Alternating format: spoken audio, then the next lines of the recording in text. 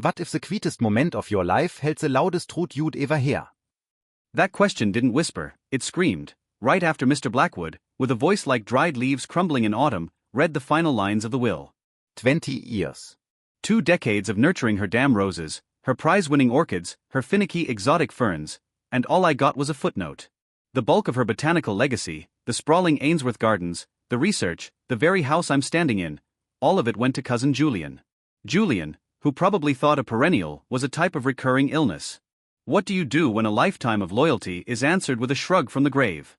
So metimes the grave speaks louder than the living. The air in this conservatory still smells of her, a faint, sharp scent of crushed ivy and damp earth, but now it's laced with the acrid perfume of betrayal. Every corner of this house feels like it's watching me. Mocking me. Is it betrayal, or is it just me waking up to a truth I never dared face? Aunt Patricia Ainsworth had a way with words, much like she had a way with her pruning shears, sharp, precise, and often drawing a little blood if you weren't careful. Sentimentality, she once declared over a wilting camellia I tried to save, is a fungus, Liam. It thrives in damp, dark minds and ultimately chokes the host. She considered forgiveness a luxury she rarely indulged in, like cheap perfume, obvious and cloying, was her verdict on a neighbor who'd publicly apologized for a minor slight. Her praise, when it came, was as rare and carefully cultivated as her midnight blooming serious. Usually, it was a clipped, adequate Liam, after I'd spent a week coaxing a near-dead specimen back to life. Sentimentality is a fungus, she'd said. Now I wonder. Was she pruning my soul all those years, just like her damned camellias? The conservatory doors are ajar, and the late afternoon sun throws long, mournful shadows across the tiled floor. Every wilting petal, every overgrown weed in the sprawling gardens beyond these glass panes now feels like a personal indictment.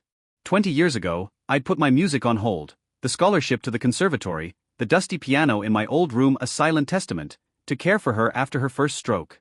She'd surveyed my calloused hands, hands that once knew Chopin and Liszt, and said, with that characteristic tilt of her head, "You have a good ear for silence, Liam." A pity it's not for a symphony. I gave up my piano. My music. My entire life. And I never looked back, until this very moment. What's the price of a quasi jumade in the lengse? And who really pays it?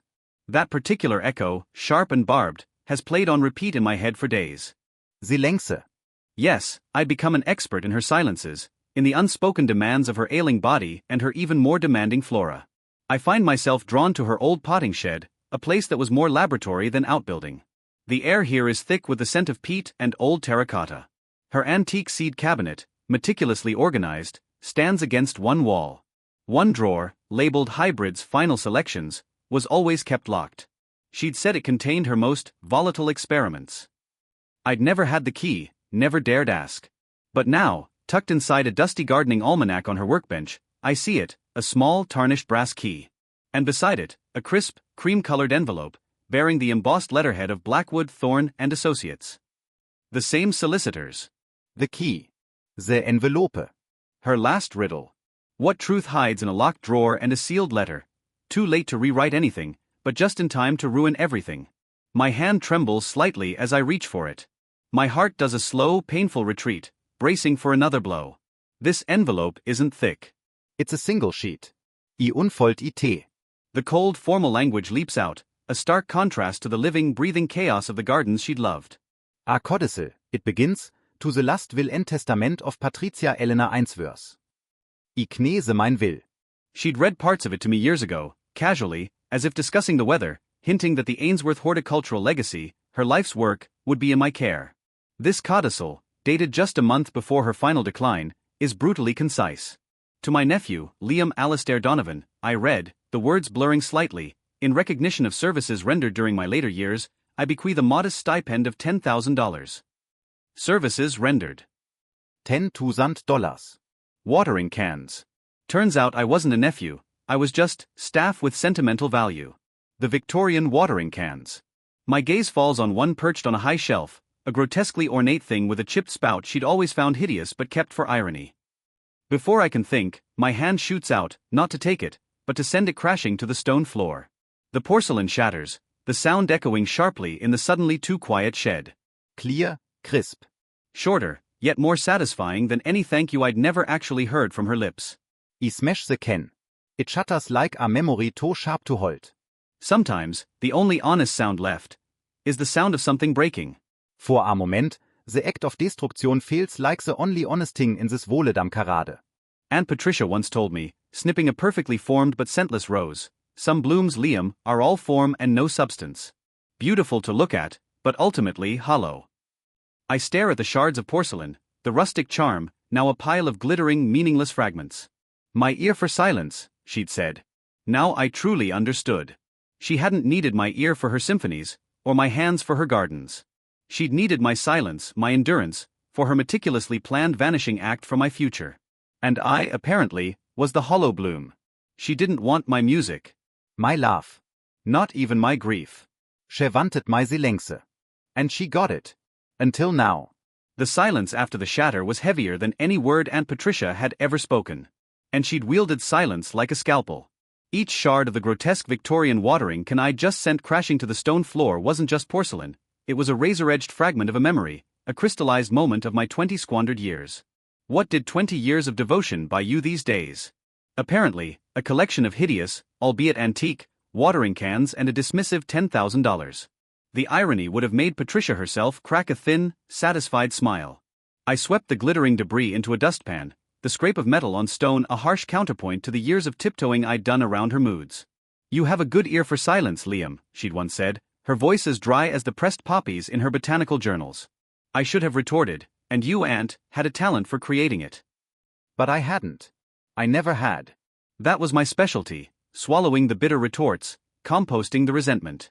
Why did every sweep of the broom now echo with the years I couldn't get back, the symphonies I'd never conduct? I left the potting shed, the dustpan heavy in my hand, and wandered into the main house. It wasn't just her physical absence that permeated the air, it was the intentionality of it. Aunt Patricia's presence wasn't just in her things, it was in the very dust motes dancing in the sunbeams that slanted through the conservatory windows, a shadow longer than memory itself. Her favorite armchair, still indented with a faint impression of her sharp-boned frame, seemed to watch me with a knowing emptiness. Was this the rustic charm she'd bequeathed me? The charm of being a living ghost in a house that was no longer mine? The phone shrilled from the hall table, making me jump. Julian. Of course. Some voices don't just speak, they scrape. Liam, old boy. His voice, even filtered through the cheap speaker of the estate's ancient landline, dripped with a syrupy condescension that always set my teeth on edge. It was the voice of someone who'd been handed life on a silver platter and then complained that the polish wasn't quite up to snuff. Just calling to see how you're settling in with the news. Mother and father are a bit tied up, you understand. Probate, solicitors, the usual dreary business when one kicks the bucket. Julian's voice slid under my skin. I gripped the receiver tighter. For a second, I saw myself crushing it. Like his throat. But I didn't. Because that's who I was. Still. I'm managing Julian, I said, my own voice flatter than I intended. Good, good. Look, about Aunt Patricia's effects. Father mentioned you might be willing to, oversee the initial sorting in her study? Just the personal bits, you know. Before the official valuers come in. He made it sound like a favor. You want me to clear out her study for you? Well, you were closest to her, weren't you? The unspoken, and got royally screwed for it, hung in the air. Just box up anything that looks sentimental. We wouldn't want to accidentally dispose of any cherished memories. The sarcasm was a physical thing, a greasy film over the wire. What does it mean to lose everything, only to find your designated role is now the unpaid archivist of your own dispossession? So later, I found myself in her study, a room that always smelled of old paper, dried lavender, and a faint metallic tang I could never quite identify. It wasn't a task I relished. Each drawer I opened, each stack of papers I sifted through, felt like an unwilling excavation, digging through the strata of a life that had always held me at arm's length. The air wasn't just musty, it was a cocktail of decay, brittle leaves, desiccated insects pressed between pages, the ghostly aroma of chemicals from experiments long concluded. It was the scent of intellectual obsession. Bordering on rot. I found myself rearranging things not for Julian's convenience, but for my own. Her collection of antique botanical prints, I laid them out on the floor, trying to discern a pattern, a hidden message in their sequence. Her pens all meticulously aligned, I scattered them, then lined them up again, as if this small act of rebellion and restoration could force some meaning out of the silence she'd left behind. Was this how madness began? Trying to wring sense from the inanimate, a dialogue with dust? The very dust on these shelves seemed to hold conversations I was only now beginning to overhear. Then I saw it, tucked away on a low shelf, almost hidden behind a stack of Royal Horticultural Society journals, a battered, leather-bound notebook. The dust on the notebook wasn't thick, but ancient. Like the kind that settles not on objects, but on memory. As I wiped the cover clean, it felt like brushing cobwebs off a part of myself I hadn't dared remember. It wasn't a diary, not in the conventional sense. Its pages were a chaotic tapestry of pressed flowers, nearly microscopic botanical sketches, scrawled quotations from obscure poets, and cryptic single-word entries that seemed to vibrate with unspoken significance. I flipped through, my mind trying to force connections, to build a narrative from these disconnected fragments. Most of it was botanical arcana, notes on grafting techniques, observations on soil acidity. Standard Patricia. But then, near the back, one entry caught my eye. The handwriting was more hurried. Almost frantic. Althea's lament. Blooms only in the deepest shadow. Toxic to the touch, yet its distilled essence, a balm for the spirit's oldest wounds. Only Eliza understood the silence of its bloom. Knesepreis. Beneath it, not a drawing, but a strange spiraling glyph I'd never seen in any botanical text. The GLYPH, it stiert so meeting. Not recognition. Not quite. But the uneasy flutter of déjà vu. Had I seen it in her journals? Her greenhouse? Or once in a dream? The name Eliza Thorne seemed to lift off the page, not read but heard. A cold whisper against the sudden, oppressive silence of the study. Why did that name resonate so strangely, as if plucked from a half-forgotten lullaby, or a warning I'd failed to heed? Who was Eliza Thorne? And what, in God's name, was Althea's lament? Then I heard it. Not a sound. Not exactly. More like, the shift of air behind me. I turned. Nothing. But the glyph on the page seemed to pulse, just once. The spiraling glyph from Aunt Patricia's notebook wasn't just ink on a page. It was a brand on my mind. I saw it in the walls of my own fingerprints, in the arrangement of that leaves on the path, in the way the ivy twisted around the crumbling brickwork of the potting shed. What was Althea's lament, and why did its silence matter so much to a woman who had dismissed sentimentality as a fungus? The question gnawed at me, a persistent, thorny vine. If Patricia's mind was a locked house, was this glyph the one key she'd carelessly left behind, or a deliberate breadcrumb? I retreated to her library, a vast, two-story chamber lined floor-to-ceiling with botanical texts, many of them centuries old. A library isn't just a room full of books. It's a forest of forgotten whispers, a labyrinth where knowledge was both a lure and a potential trap. The sheer volume had always been intimidating, now it felt like a taunt. Somewhere in these silent, watching volumes, I was sure, lay a clue to Eliza Thorne, to Althea. The air hung heavy with the scent of decaying paper and forgotten knowledge, each leather spine a silent sentinel guarding secrets I wasn't sure I was meant to unearth. Days blurred into a frustrating search. I pulled down dusty tomes, their pages brittle as moth wings, scanning indexes for Althea or Thorne. Nothing. Then, late one afternoon, as a wave of pure, unadulterated fury at Julian's casual entitlement washed over me, my gaze fell upon a particularly ancient-looking herbal. A faint, almost imperceptible shimmer seemed to emanate from the margins of a chapter on night-blooming flora. Holding my breath, I angled the page towards the fading sunlight. There, in what looked like spidery annotations, slowly browning with age. Like lemon juice letters revealed by candle heat, they flickered into existence only when rage had turned my blood electric. Not Patricia'S hand. Someone else's. And the name E.T. repeated, next to drawings of flowers that defied conventional botany. A hidden language, only legible when your own heart was sufficiently broken or enraged. What else could I now read? The annotations spoke of a sanctum, a place of true blooming, beyond the reach of the uninitiated. My mind immediately flew to the one part of the Ainsworth estate Patricia had always, inexplicably, forbidden me from entering, the overgrown, forgotten acre at the far western edge, bordering the old woods. She dismissed it as riddled with invasive species and bad memories. I'd always respected her wishes. Until now. Thy curiosity killed the cat. But sometimes, not knowing is a slower, more agonizing death. Getting there was a battle. Thorny brambles tore at my clothes, ancient, gnarled roots tripped my feet. The air grew heavier, the sounds of the mine estate fading. It was as if the very air thickened, the oxygen heavier, as though I'd crossed a membrane not meant to be breached. Even the birds had stopped singing. All I could hear was my own ragged breathing and the unnerving rustle of unseen things in the undergrowth. It felt less like a part of the property and more like a pocket dimension, a place where time flowed differently, where the rules of Patricia's meticulously ordered world no longer applied. And then I saw it, almost swallowed by a curtain of ivy, a small, dilapidated glasshouse, its panes cracked and hazed with green algae. The glass of the hidden conservatory was a murky eye staring out from the wilderness. Pussing trug the creaking Stubborn door, I stepped inside. For a moment, I couldn't breathe. In the center of the damp, earthy gloom, on a pedestal of moss-covered stone, was a single flower. It wasn't just a flower. It was a secret made flesh, blooming in impossible blue. Deeper than twilight, its petals edged with a silver that seemed to capture and hold the scant light. And as I watched, I could have sworn it pulsed, a slow rhythmic throb, as if it were the living beating heart of this forgotten place. Its scent was intoxicating, a blend of night jasmine, damp earth, and something else, something wild and metallic, something that whispered of beauty so profound it bordered on peril. Tucked beneath the pedestal, almost hidden by a cascade of dried ferns, was a small, intricately carved wooden box. It didn't look like something Patricia would own. It was too whimsical, too delicate. Its lid was stiff, but yielded with a faint click. Inside, nestled on a bed of faded velvet, were not seeds. Letters. A conversation frozen in time, waiting for a new era. The handwriting on the topmost envelope was spidery and elegant, the ink a deep sepia. My dearest Patricia, it began. The signature, Eliza T.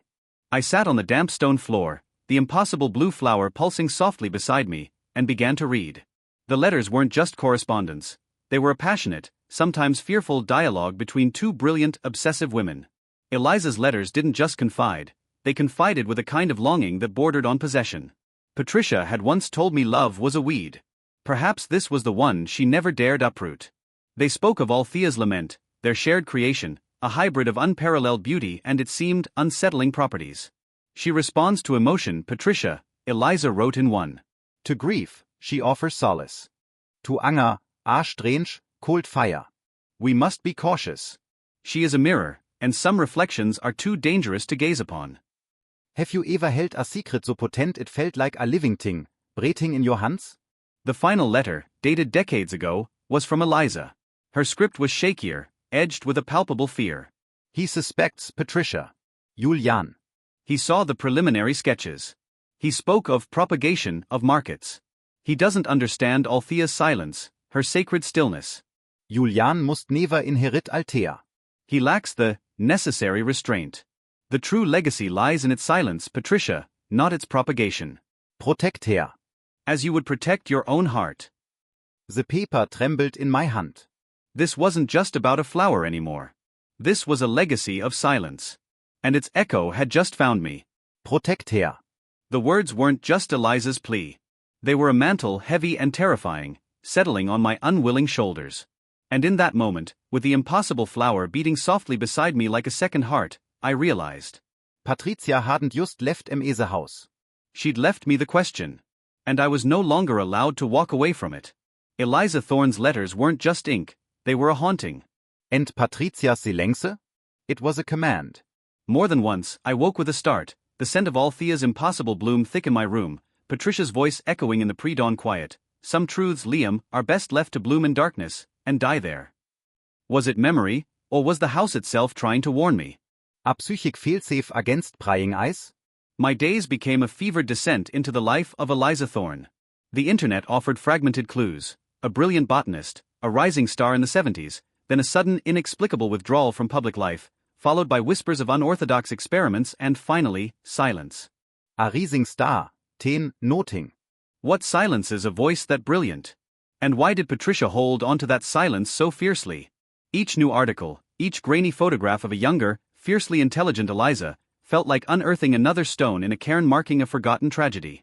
There were mentions of a research partnership with Patricia Ainsworth, initially lauded, then abruptly dissolved with no public explanation. The deeper I dug, the more the air around Althea's lament thickened with an unspoken dread. Eliza Thorne's story was a scar on the face of botanical history, written in an ink too deep, too painful, for casual reading. And then, the vulture returned. Not with a call this time, but in person, his expensive Italian loafers crunching on the gravel drive with an insolence that set my teeth on edge. He wasn't alone. Mr. Blackwood, the solicitor, trailed behind him like a desiccated shadow, a sheaf of papers clutched in his claw-like hand. I'd hoped Julian's interest was a fleeting whim. Seeing him stride towards the house, a predatory glint in his eye, I knew I'd buried that hope prematurely. Liam, dear boy, Julian chirped, his smile not reaching his eyes. It was the kind of smile that catalogued your worth before devouring you. Just thought we'd pop by. Father's rather keen to get a full inventory. Due Diligence, you know. His gaze swept over the meticulously kept front gardens, my work for 2 decades, with an air of someone appraising cattle. It was the same dismissive superiority Patricia had often shown, a bitter, unwanted echo. He flinched, just for a heartbeat, when the wind slammed a shutter upstairs. The predator blinked, human for a moment. Then the glint returned. The house itself seemed to groan under the weight of their presence. Or perhaps, it was Patricia, making her displeasure known. Doors I'd left ajar were suddenly found closed. A teacup Patricia always kept on her bedside table vanished, only to reappear on Julian's new makeshift desk in the main drawing room. I tried to divert their attention, speaking at length about the blight affecting the heritage roses, the urgent need to repair the main conservatory roof, anything to keep them from the western acre. The overgrown path to the hidden glasshouse, I prayed, would remain obscured by nature's own chaotic defense. Was I being paranoid, or did the wind through the ancient oaks seem to whisper secrets only I could understand, urging me to protect what lay hidden? If I couldn't stop Julian with reason or law, perhaps the garden would. Or what lay within it. We're particularly interested in any of Aunt Patricia's unique cultivars, Blackwood interjected, his voice like rustling parchment. Her reputation for innovation was considerable. Everything of note is in the main greenhouses, catalogued, I replied, trying to keep my voice steady. My heart hammered against my ribs. Julian smirked. Oh, I'm sure. But old houses, old gardens. They have their secrets, don't they, Liam? Hidden corners. Forgotten experiments. His eyes, small and sharp, seemed to pierce right through me. Julian smiled, but his eyes were like a ferret's, sniffing out vulnerabilities, hungry for what wasn't his. That night, sleep eluded me. Patricia's voice, Eliza's warnings, Julian's avarice, they swirled in my mind, a cacophony of conflicting demands. Protect Althea. It's your inheritance. He'll destroy it. But what right do you have? The will was clear. The weight of their unspoken histories, their shared perilous secret, pressed down on me. What does regret sound like when it's not even your own regret, but an inherited burden, a ghostly whisper from choices made before you were born? The next morning, I found them in the library, poring over a collection of old estate maps. Julian lädt out a triumphant little Uelp. Ah, here we are. He unrolled a brittle, yellowed parchment, smoothing it flat on Patricia's mahogany desk. His finger, adorned with a garish gold signet ring, like a greedy maggot, landed on a faded, almost invisible marking on the western edge of the property. As he did, I could have sworn the faint lines of the map seemed to writhe for a split second, as if trying to obscure the very spot he indicated. A last, desperate attempt by the past to guard its heart. The old experimental plot number 3, Julian read, his voice oozing satisfaction. He looked up at me, that smug smile firmly in place. Forgotten, it seems. But not for much longer. Time for some aggressive landscaping this afternoon, wouldn't you say, Liam? See what treasures Aunt Patty really hid away. I felt a cold dread grip my stomach. He didn't know what Althea was, but his greed was a blind, blundering force. And it was heading straight for her sanctuary. The violation felt imminent. By this time tomorrow, the western acre would echo with the grind of metal, the crack of roots torn from earth. And if I didn't act now, Althea would not just be found. She would be broken. Sleep was a distant country I couldn't reach. But the glass house? It was calling my name. Julian's triumphant smirk, the image of that damning map, the impending violation of Althea's sanctuary, they looped in my mind, a relentless cycle. Long after the mein Haus fell silent, I found myself drawn back to the western acre, to the hidden glasshouse. The moonlight, filtered through the canopy of ancient trees, cast an ethereal glow on the path. The air itself seemed to thrum with a silent anticipation. Inside the dilapidated structure, Althea pulsed, its impossible blue petals unfurling slightly, as if beckoning me closer. It wasn't just a flower, it was a siren's call from a depth I hadn't known existed within me, or perhaps within Patricia's legacy. As it pulsed, I wondered, was this Patricia's true heart, finally revealed? Or something far more ancient, far more dangerous? Was this place calling my name, or was it Patricia's ghost, urging me towards a decision I was terrified to make? I sat on the coldstone floor, the box of letters open in my lap. Under the spectral light of my phone, the ink on those old pages seemed to bleed, Eliza's and Patricia's voices rising from the script not as dry words, but as ghostly confessions, fraught with the weight of their shared, dangerous knowledge. Althea isn't for the marketplace, Patricia, Eliza had warned in one passionate, near-illegible scrawl. Her gifts are too profound, too easily twisted. Chez des mans révérences, Notexploitation. Eliza's ink didn't just stain the page, it stained my conscience.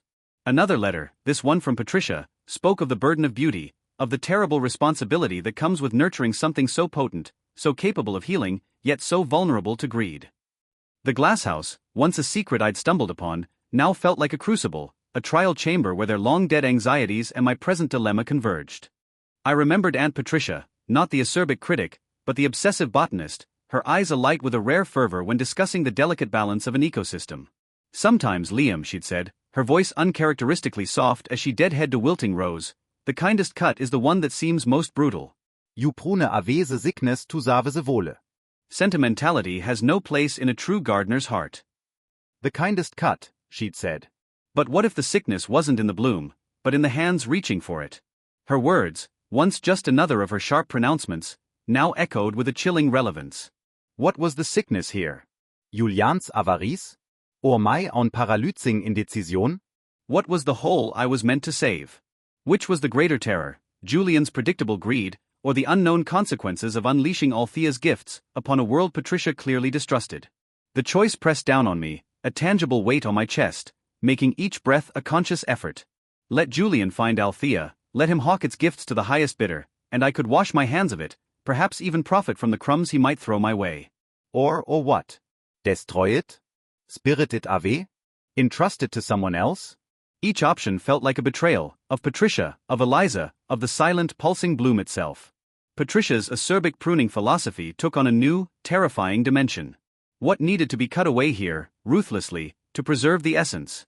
Fragments of my 20 years here flashed before me, Patricia's rare, almost grudging approval when I'd revived a dying orchid, her sharp critiques that, in retrospect, often held a kernel of undeniable truth, the quiet companionship of shared work in the gardens, even if her conversation was mostly a monologue of botanical Latin and tart observations on human folly. Was this all just services rendered? Or was there something more, something she tried to cultivate in me, as carefully as any of her prized specimens?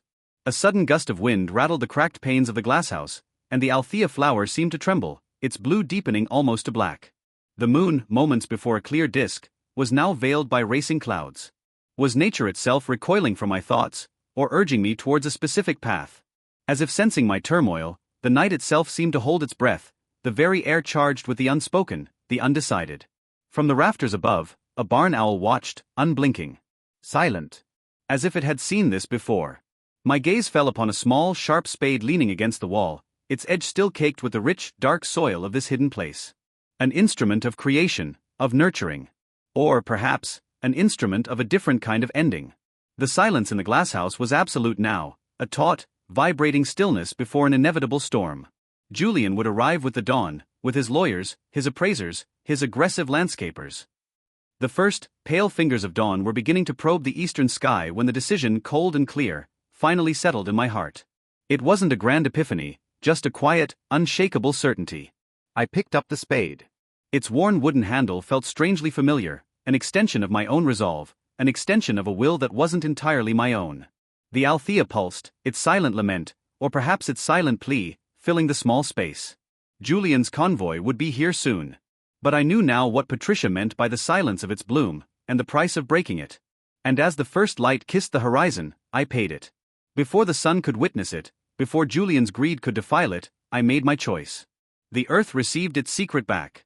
But as I pressed the soil down, a hairline crack appeared across the far pane of glass, a single fracture, sharp and sudden, like the first note of a dirge. Julian arrived not with the dawn as I'd expected, but with the full, arrogant glare of mid-morning. Some storms don't break, they swagger in. He brought Blackwood, two burly men I assumed were the aggressive landscapers, and an almost palpable aura of impending desecration. They found the hidden glasshouse easily enough. I hadn't bothered to obscure the path I'd made in the pre-dawn gloom. But when Julian threw open the creaking door, his face a mask of greedy anticipation, all he found was an empty stone pedestal and a patch of freshly turned dark earth. The Althea was gone. The silence of the glasshouse was a dare. Julian, predictably, took it. Wer ist it, Liam? Julian's voice was a low growl, the veneer of civility stripped away. Where's that damned blue flower? Could he hear the echo of his own avarice in the sudden profound emptiness of that small, sacred space? I leaned against the doorframe, the cool metal of the spade still faintly warming my palm from its earlier work. My voice, when it came, was calm. Too calm. The kind of calm that comes after you've danced with your own private devils and lived to tell the tale.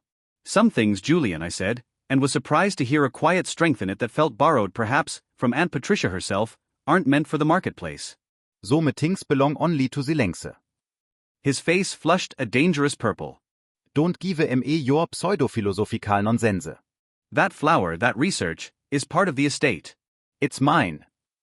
Is it? He countered, my voice still quiet. Or was it merely entrusted? There's a difference. If these old glasshouse walls could speak, they'd tell you of Patricia's true will, a testament written not in ink, but in the very soil she cultivated. Blackwood stepped forward, his expression pinched. Mr. Donovan, your cousin has a point. Any unique botanical specimen found on this property is, by law. By law. I interrupted, a sudden cold anger rising, an anger I hadn't felt even when the will was read. This wasn't about money anymore. You speak of law, Mr. Blackwood, after witnessing the legal contortions designed to disinherit me? After standing by while Julian plotted to exploit something he couldn't possibly understand. My gaze swept over the three of them. The Althea is safe. Safer than it would ever be with you. They searched, of course. The landscapers tore through the undergrowth. Julian raget.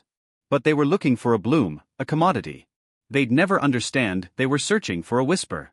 They left empty-handed, sputtering threats of legal action, of challenging my sanity, of further disinheritance. I didn't care.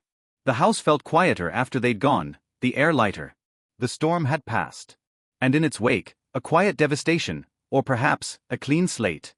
Weeks later, a discreetly worded letter arrived, postmarked from a remote botanical sanctuary in the Scottish Highlands. It was addressed to the custodian of Althea's whisper.